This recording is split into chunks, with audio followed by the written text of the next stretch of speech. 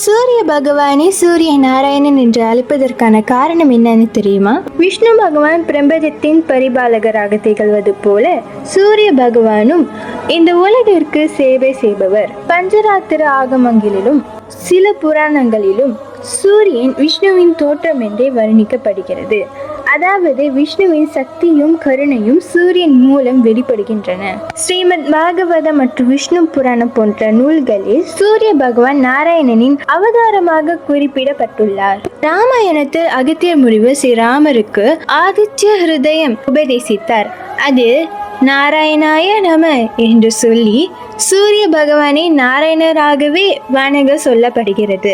ஜோதிடத்திலையும் சூரிய பகவான் ஆதித்ய நாராயணர் என்று அழைக்கப்படுகிறார். 12 ஆதித்யர்கள் அனைவரும் விஷ்ணுவின் அம்சங்களாகவே உள்ளனர். பக்தர்கள் சூரிய நாராயணரை தியானித்து வழிபடுவதால் நரகத்தில் இருந்து விடுபட்டு முக்தி அடையலாம் என புராணங்கள் கூறுகின்றன. சமுத்திர மந்தனத்தின் போது விஷ்ணு பகவான் மோகினியாக உருமாறி அமிர்தத்தை தேவர்களுக்கு கொடுத்தார்.